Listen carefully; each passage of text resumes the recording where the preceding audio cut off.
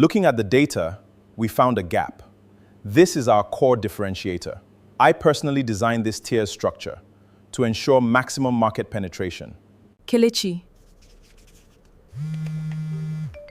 I found something in the old ledger. he is going to help us. He has the missing history. What did he find? Kelechi, do you still have your drafts?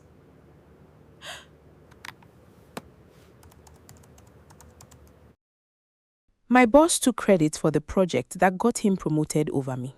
I want you to imagine watching a man read your own words back to a room full of people who matter and smile like he wrote them in his sleep. That is what I lived through on a Tuesday morning in March, in a glass-walled boardroom on the 14th floor of a building in Victoria Island, while I sat 2 seats away from him holding a cup of coffee I never drank. My name is Kelechi, and before I tell you what he did to me, I need you to subscribe to this channel, because what happened after that morning is the part nobody expects, and I promise you, you don't want to miss how this story ends. Not because it is sweet, because it is true. And truth in an office like mine is rarer than promotion itself.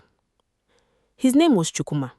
He was my direct manager for 3 years at Solvang Consulting, a strategy and brand firm that likes to call itself boutique, though we had over 200 staff and clients that spanned 3 countries. I had joined as an associate straight out of my master's program, hungry, sharp, willing to stay until midnight if it meant my work would be seen. Chukuma hired me himself. He used to say I reminded him of himself at that age, before the weight of marriage and mortgage and a sick child softened his edges. I believed him for a long time. I believed almost everything he told me, because he had a way of saying things that made you feel chosen. My first year under him was honestly a good one. I want you to understand that, because it makes what came later harder to explain, not easier. Chukuma taught me how to speak in a boardroom without apologizing for taking up space. He taught me how to read a client's silence, how to know the difference between a pause that meant they were thinking and a pause that meant they were losing patience. He gave me the difficult accounts when other managers would have protected a junior associate from them. And when I failed, and I did fail, twice, badly, in my first 18 months, he stood in front of senior partners and absorbed the blame himself, then closed his office door and told me exactly what I had done wrong without cruelty, in a way that made me better rather than smaller. I used to tell Ify that I had gotten lucky with my manager, that not everyone got someone who actually wanted you to rise. I believed that for almost 3 years. It is strange now to hold that memory next to what came after, to understand that both things were true of the same man at different times, under different pressures, and that people are rarely as simple as the worst thing they eventually do to you. By my 3rd year, I had become, without any formal announcement, the person senior partners quietly asked for when a pitch needed saving. I did not have the title to match the responsibility, but I told myself titles were slow, that Solvang was a smaller firm still figuring out how to promote people fairly, that my time would come if I simply kept doing excellent work and stayed patient. I see now how easily that kind of patience can be weaponized against exactly the people who practice it most faithfully. The ones who wait quietly and trust the system are so often the easiest ones to keep waiting. The project that changed everything was called Horizon. It was a rebrand pitch for one of the biggest telecom clients in the country, the kind of account that, if won, would define careers. I spent 4 months on it, not weekends here and there. 4 solid months, including 2 Decembers I didn't go home to my mother in Enugu, including a birthday I spent in the office eating jollof rice from a takeaway pack while refining a slide deck at 11 at night. I built the entire strategic architecture from nothing. The market research, the competitor teardown, the brand narrative, even the tagline that later made it into their national television campaign. Chukuma reviewed my drafts every 2 weeks. He would nod, make small edits, tell me it was strong, tell me to push further. I trusted the process. I trusted him. 3 days before the final board presentation, he called me into his office and told me something had changed. The client wanted a senior voice to lead the pitch, he said. Someone with more gravitas in the room. Someone the client's CEO would respect on site. He said it wasn't personal. He said this was how the industry worked, that junior staff built the house and senior staff sold it, and that my time would come. I remember nodding, because what else do you do when your manager tells you something in that calm, reasonable voice that makes objection feel like ingratitude? I remember going back to my desk and rewriting my own slides so that they would read well in someone else's mouth. I did not know yet that the someone else would be Chukwa, and my name would not appear anywhere in the final deck. The morning of the pitch, I was told, almost as an afterthought, that I could sit in the room to take notes. Not present, not co-present, take notes. I sat 2 seats from the head of the table, notebook open, watching Chukwa click through slide after slide that I had built pixel by pixel, sentence by sentence, sleepless night after sleepless night. He used my exact words, not paraphrased, not adapted, my exact turns of phrase, the ones I had drafted and redrafted until they sat right in the ear. When the client CEO asked a sharp question about the competitor positioning, Chukwa answered with an explanation I had written on the margin of a document 3 weeks earlier, an explanation he specifically asked me to simplify because he said it was too clever for the room. That morning, in front of the client, it was apparently clever enough. I want to pause here and say something to you, whoever is watching this. If you have ever sat in a room and watched someone wear your work like a coat they bought off a rack, you know that the strangest part is not the anger. The anger comes later, in waves, usually at inconvenient times, like when you are brushing your teeth or standing in traffic on the Third Mainland Bridge. In the moment itself, what you feel is a kind of disbelief so total that it becomes almost peaceful. Your body goes very still. You smile because smiling is what your face knows how to do when it doesn't know what else to do. I smiled through that entire presentation. I even nodded once when he glanced at me, as if I were agreeing that yes, this was all going very well, as if I were watching 4 months of my life get folded into his resume in real time. 2 weeks later, the firm announced that the client had signed.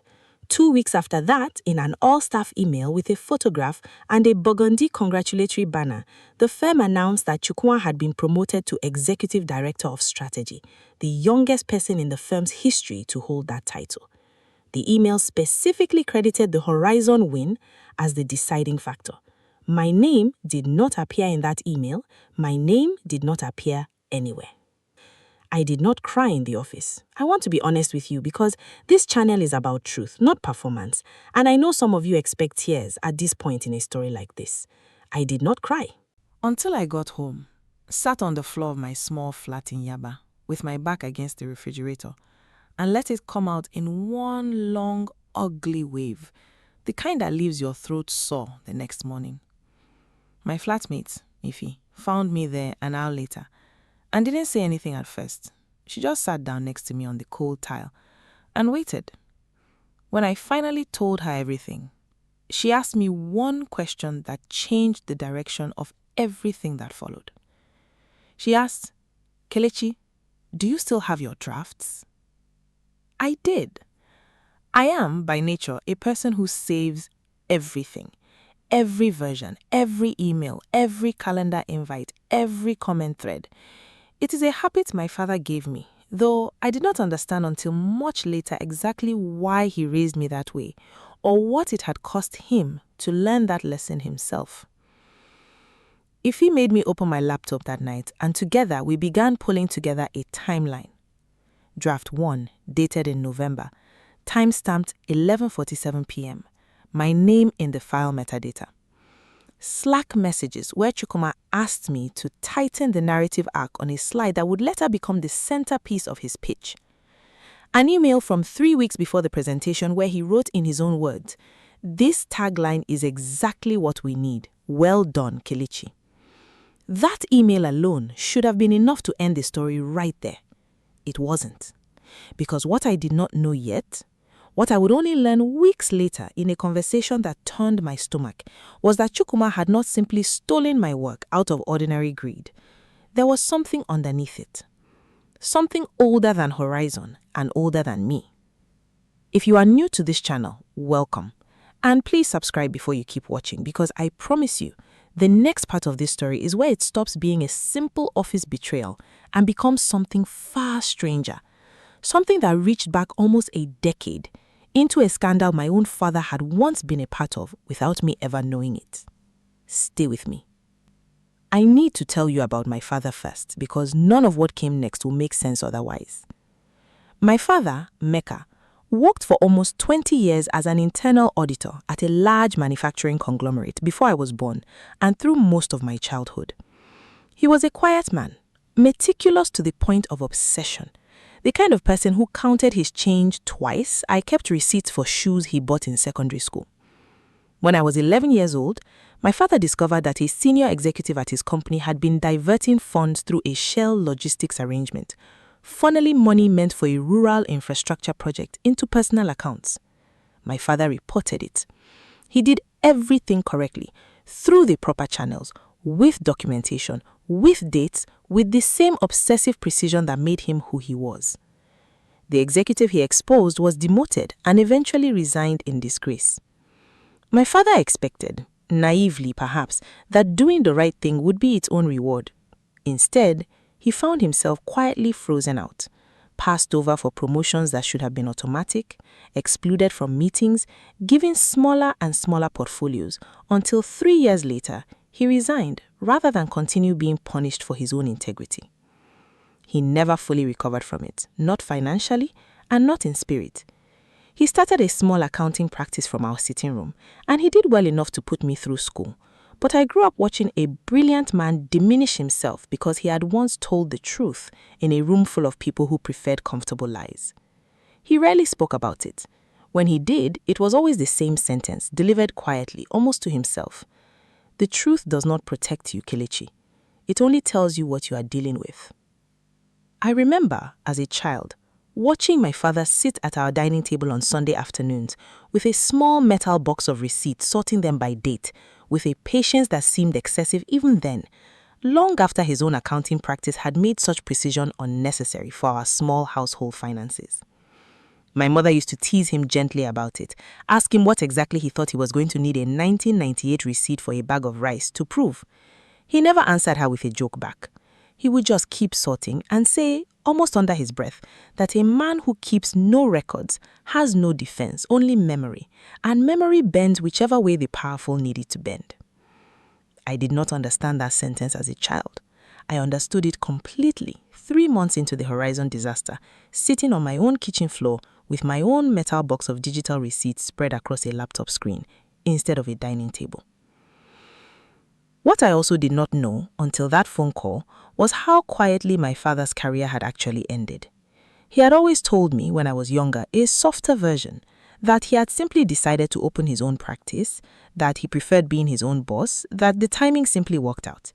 It was only that night, hearing the tightness in his voice as he said the name Adeyemi out loud for the first time in probably a decade, that I understood how much of that softer version had been built for my benefit, so that his daughter would grow up believing the world was fairer than he knew it to be. I think in some strange way, learning the truth of what he had shielded me from hurt almost as much as what Chukwuma had done to me. It meant I had spent my whole childhood standing on a lie of comfort my father had built brick by brick at his own cost, so that I would walk into my own career believing hard work was simply rewarded, the way it should be. I did not think about my father's story much in the weeks after Horizon. I was too consumed with my own smaller betrayal to draw a line between them. That changed on a Thursday evening, 6 weeks after the promotion announcement, when I ran into a woman named Patience in the elevator of our building. Patience worked in HR, and she had always been kind to me in the particular, careful way of someone who knows more than she is allowed to say. That evening, the elevator stalled between the 9th and 10th floors for almost 3 minutes, the way old elevators in Lagos buildings sometimes do. And in that strange, suspended silence, Patience told me something that she said she probably shouldn't. She told me that 6 months before Horizon, the managing director of Solvan Consulting, a man named Obinna Adeyemi, personally requested that Chukwuma be given a path to executive director regardless of how the Horizon account developed. She told me she had seen the email. She told me she had never understood why, because on paper, I had been the stronger candidate for years. Better client reviews, more consistent delivery, a reputation among the senior partners as the person who actually got difficult work done. Patience said the instruction from Obinna felt, in her words, less like a business decision and more like an old debt being settled. She would not say more than that. When the elevator doors finally opened, she stepped out, looked at me for a long moment and said, "Ask your father if he remembers a man named Adeyemi Sr." I want you to sit with that for a second, the way I had to sit with it in my flat that night, because I did not sleep. Adeyemi. It was a non-uncommon surname, and I told myself it meant nothing, that Lagos is full of coincidences, that I was building a conspiracy out of grief and humiliation because it felt better than accepting I had simply been used. But something in me, this instinct my father had passed down, along with his habit of saving every receipt, told me to call him anyway. My father was quiet on the phone for a long time after I said the name. Then he asked me to describe Obinna, his age, his manner, anything I knew about his family. And slowly, across that phone call, a story I had never heard came apart in my father's careful voice. The executive my father had exposed all those years ago, the one who resigned in disgrace, was a man named Adeyemi, Obinna's father.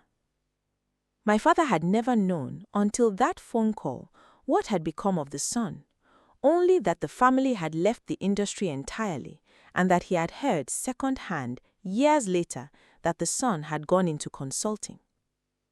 I felt something cold move through me as my father spoke, because suddenly the last 6 weeks reorganized themselves into a different shape entirely. This was never only about Chukwuma taking credit for a pitch deck. Somewhere above Chukwuma, a man who had grown up watching his own father's career burned down by an honest auditor had, 20 years later, found himself in a position to make sure that auditor's daughter never rose past a certain point in his own company. It was not a coincidence that I had been hired. It was not a coincidence that I had been managed, mentored, encouraged, right up until the moment a genuine opportunity for advancement appeared, at which point I was quietly, efficiently removed from the picture.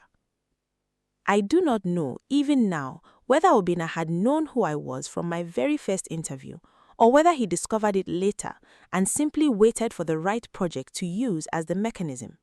Either way, the shape of it made me feel sick in a way that the theft of Horizon alone never had. This was not carelessness, this was patience. Someone had been patient with my humiliation for years.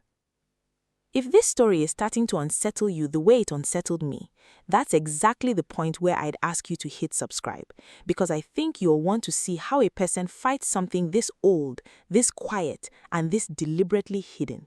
Because, reader, I want to tell you, the fight was not clean and it was not fast, and there were nights I nearly gave up entirely.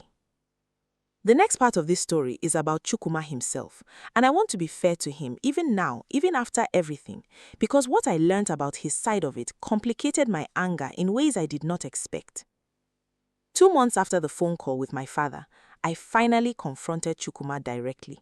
Not in his office, but at a small buka near the office where we had once, in better days, gone for suya after a long pitch.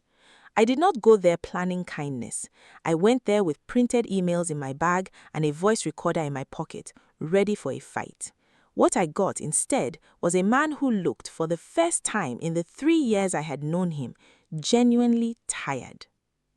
He told me haltingly that his younger son, Kamsi, had been diagnosed 18 months earlier with a congenital heart condition that required 2 surgeries, the second of which had to happen outside the country, in India, at a cost that swallowed his savings and then some.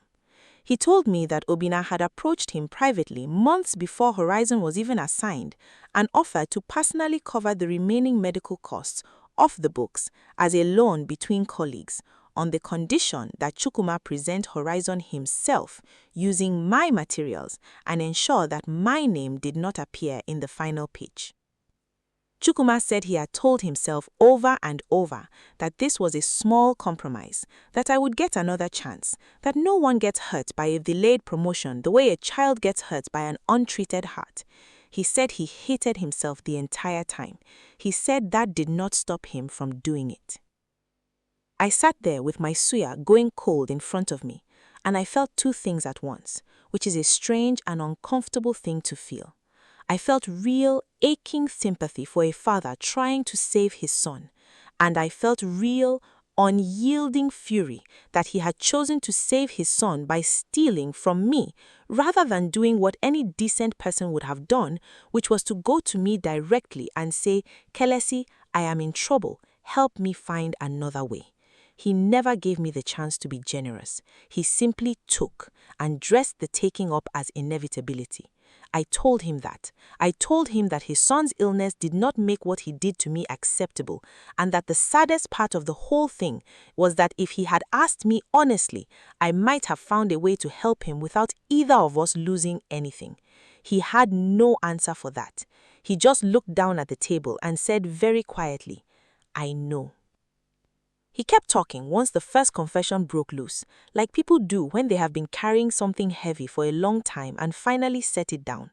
He told me about the first surgery, the one that happened locally at a private hospital in Lekki, and how he and his wife had sat in a corridor for 6 hours, listening to machines beep on the other side of a door, not knowing whether their son would wake up. He told me that Kamsi had a scar now that ran the length of his small chest, and that some nights the boy still woke up afraid of it, afraid of his own body, and that Chukuma would sit on the edge of the bed till dawn some nights so that his son would not be alone with that fear.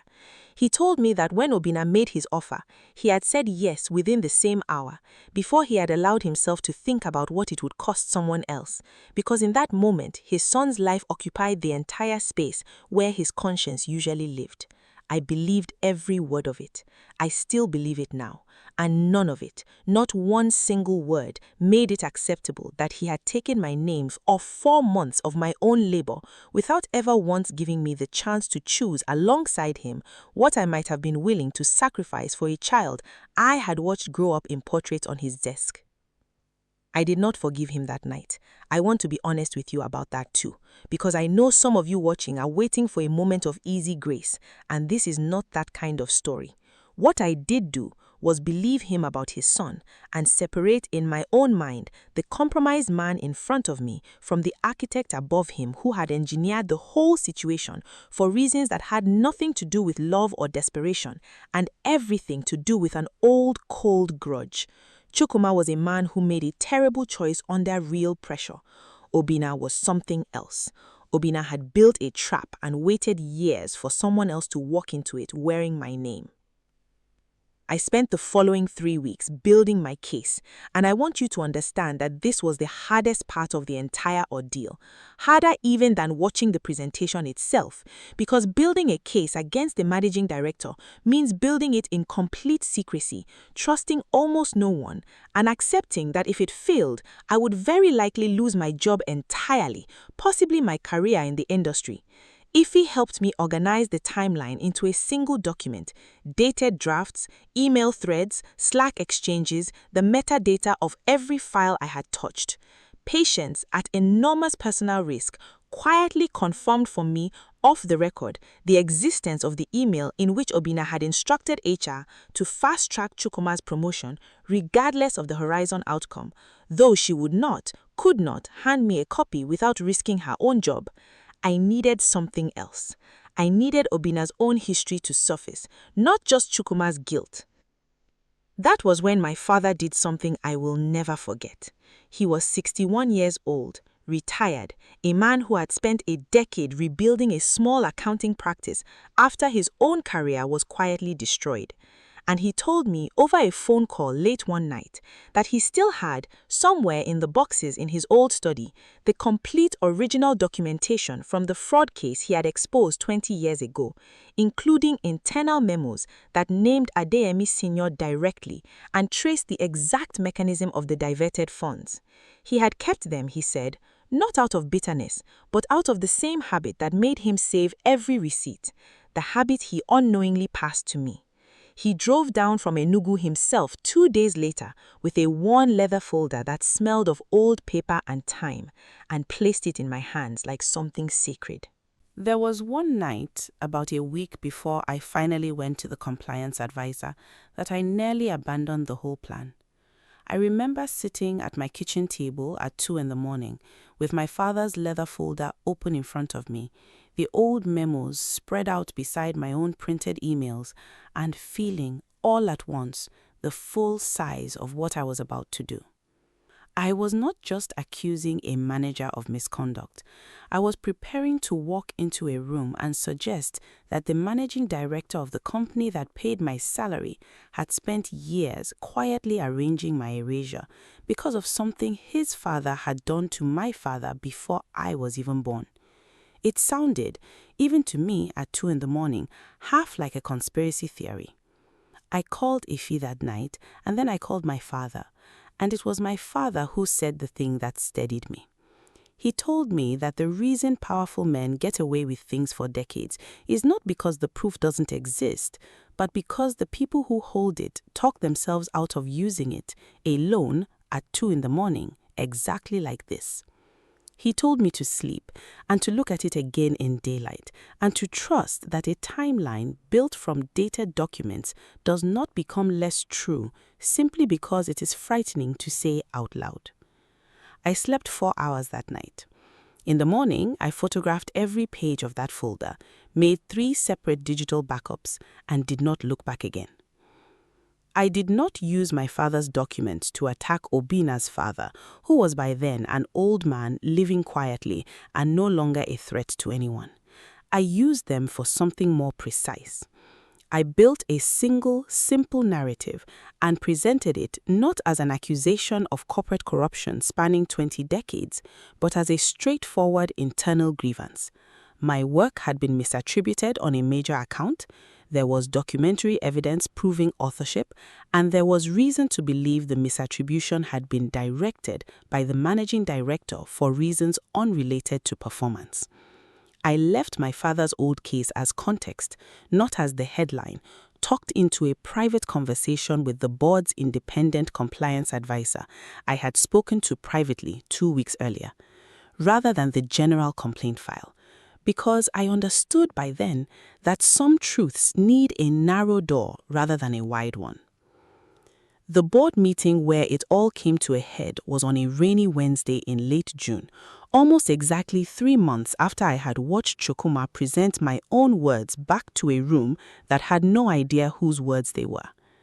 I was asked to attend, formally this time, alongside Chukwuma, alongside Obina, alongside 2 senior partners and the compliance advisor I had spoken to privately 2 weeks earlier. I remember the rain against the glass wall of that same boardroom, the same view of Victoria Island I had stared at during the original presentation. And I remember how strange it felt to sit at that table not as a note-taker this time, but as a woman with a folder of her own. I laid out the timeline first, calmly, without embellishment, because I had learned that calm carries further than anger in a room like that. Draft dates, Slack messages, the email where Chukwuma himself called the tagline exactly what we need, well done Kelechi. I watched the 2 senior partners exchange a look I recognized instantly, the look of people realizing they have been quietly played for a decision they thought was their own. Then the compliance advisor, whom I had briefed privately 2 weeks earlier, raised the question of the promotion timeline itself. The instruction issued months before Horizon's outcome was known that Chukwuma be advanced regardless of performance. Obina's face changed the moment that sentence left the advisor's mouth. It was subtle, a tightening around the eyes, but I had spent 3 months learning to read subtlety in that building, and I saw it. Chukwuma, to his credit, and I want you to hear this part clearly because it matters, did not try to hide behind Obina. When directly asked whether he had presented Kelechi's materials as his own under instruction, he said yes. He said it plainly in front of everyone, and then he said something I had not expected, which was that he wanted the record to reflect that the instruction had come from Obina directly, tied to a personal financial arrangement he was prepared to disclose in full. I do not think he did this purely out of honor. I think by that point he understood that his own exposure was inevitable, and that honesty was the only currency he had left spending. But I will not pretend it didn't matter to me. It did. Obina denied everything at first, in the smooth, practiced way of a man who has spent a career denying things smoothly. He said the promotion timeline was simply forward planning, that good managers identified talent early, and there was nothing sinister in wanting to retain a strong performer like Chukuma before a competitor firm poached him. For a moment, I watched the two senior partners nod along and my stomach dropped because I understood in that instant how easily a confident voice can rewrite a room's understanding of facts it had accepted only minutes earlier. This was, I realized, exactly the skill that let him orchestrate the whole thing undetected for years. But denial only works when the room believes there is nothing beneath it, and by then the room had already seen too much. The compliance advisor asked quietly whether Obina's father once worked at a manufacturing firm called Meridian Industries. The question landed strangely in that glass room, almost too small to matter beside talk of promotions and pitch decks, and for a second I watched confusion cross the senior partners' faces, as though they could not understand why a 20-year employment history was relevant to a dispute about a tagline. Obina understood immediately. I watched his composure finally crack, not into confession exactly, but into a long, heavy silence that told everyone in that room everything they needed to know. His jaw tightened, his hand resting on the polished table curled slightly, then released. He did not admit that day to a 20-year grudge carried quietly across a decade and settled finally on the daughter of the man who had once cost his father everything. He did not need to. The silence did it for him, stretching long enough that even the rain against the glass seemed to grow louder in the gap it left behind. What happened afterwards was not the clean triumph you might be hoping for, and I want to be honest with you about that, because I think honesty is the only reason any of you are still watching this channel. Obina was not frog-marched out of the building in disgrace. Men like him rarely are.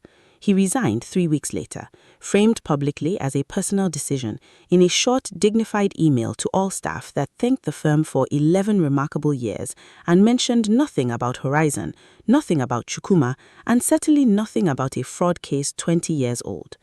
There was a severance package the board quietly approved to avoid a longer, messier legal fight none of them wanted their name attached to.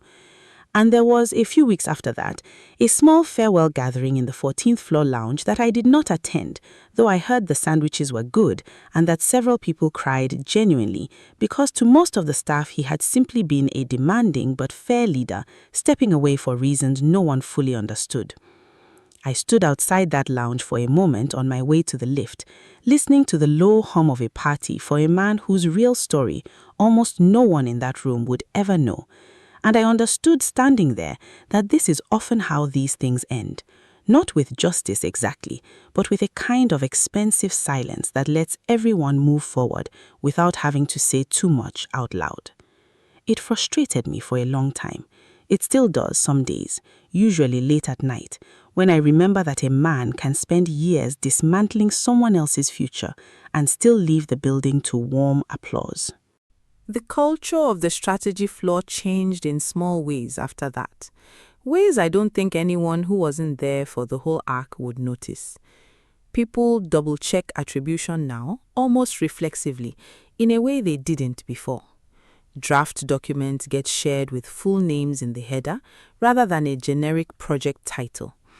Junior staff are invited into final client presentations more often, even when a senior voice is technically leading the room, because more than one partner privately admitted to me afterward that they had no real way of knowing before Horizon how many other Horizons might have happened quietly over the years without anyone ever finding a folder of receipts to prove it. I don't take full credit for that shift. I think patience deserves at least as much, and the compliance advisor who asked one careful question about a manufacturing firm most people had never heard of. But I notice it every time I walk past a junior associate desk and see them sitting in on a call they built themselves. Chukuma was formally demoted, his executive director title revoked, and he was placed on a documented final warning that would follow him for the rest of his time at the firm. He was not fired. I did not push for that when the board asked my opinion, and I surprised myself by not pushing for it. His son had just come through his second surgery successfully by then, and I found I could not, in the end, ask for a man's livelihood to be taken from him on top of everything else. Not when I finally understood what had driven him to the choice he made, even though I never fully excused it. We do not speak often now, Chukwuma and I. When we pass each other in the hallway, he nods, and there is something in his face that I think is close to shame, and something else that I think is close to gratitude, and I have stopped trying to separate the two. As for me, I was offered the position Chukwuma had vacated, Executive Director of Strategy, 3 weeks after the board meeting. I said yes, though not immediately, and not without a long conversation with myself about whether I wanted a title that had been built, however indirectly, on the wreckage of that whole ugly season. In the end, I decided that the work itself was still mine, and that Horizon's success was still built from my hands, regardless of whose mouth had first spoken it aloud, and that walking away from the recognition now would only hand Obinna a second, quieter victory. So I took it. I moved into an office 2 doors down from where Chukwuma used to sit, and some mornings I still catch myself expecting to see his name on the door instead of mine. I called my father the night the offer came through. He was quiet for a long moment on the phone, the same quiet he had carried for 20 years every time his own story came up. And then he said something I don't think I will ever forget. He said, "I always thought I taught you to keep records because I was afraid of being forgotten. I think now I taught you to keep records because I knew one day you would need proof that you existed in rooms that tried to erase you." I cried after that call too, but it was a different kind of crying than the one on my kitchen floor in Yaba 3 months earlier. It felt like something closing gently rather than something breaking. I think about Patience often, the woman from HR who risked her own position to hand me a single sentence in an elevator, and I think about how much of what saved me came not from grand justice, but from small, quiet acts of courage by people who had far more to lose than I did in that moment. I have tried in the years since to be that person for at least one other colleague, a young woman on my team named Uchechi, who reminds me more than I would like to admit of who I was before Horizon. Earnest, exhausted, certain that good work alone would protect her.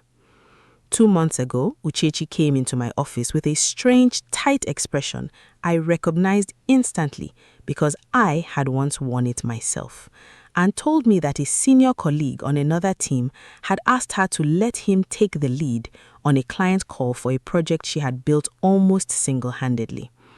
I did not tell her what to feel. I simply asked her, the way Fee once asked me, whether she still had her drafts. She said yes immediately, almost defensively, as though the question itself had insulted her instinct for self-preservation, and something in me relaxed at that answer more than I expected it to. I told her to keep saving everything, quietly, without drama, the way you might keep an umbrella in your bag on a clear day. I don't know yet how her story ends. I know that she will not be walking into it blind the way I once did. If there is a lesson in all of this, and I have turned it over enough times now to trust that there is one, it is this. The people who try to erase you are rarely improvising. Sometimes the machinery that works against you was built long before you ever walked into the room, by hands you never saw, for reasons that have nothing to do with your talent or your worth. You cannot always see that machinery while you're inside it, but you can keep your own records. You can save your drafts, your timestamps, your late-night emails, the small, unglamorous proof of every hour you gave to work that tried to forget your name. My father taught me that, not because he wanted me armed for a war, but because he had already lost one quietly, decades before I was born, and he did not want me to lose mine the same way. I don't know what room you are sitting in right now, watching this. I don't know whose name is being spoken instead of yours in some meeting you are never invited to about work you built with your own 2 hands. But I want you to hear me say this clearly. Keep your drafts. Keep your dates. Keep your quiet, careful proof, even when you are certain no one will ever ask to see it. Because someday, someone might, and it might be the only thing standing between you and a story that gets told without you. If this story meant something to you, subscribe to this channel because I have more stories like mine to tell you. Stories about the rooms we are not invited into and the records that eventually let us walk back in anyway. Thank you for staying with me till the end. I will see you in the next one.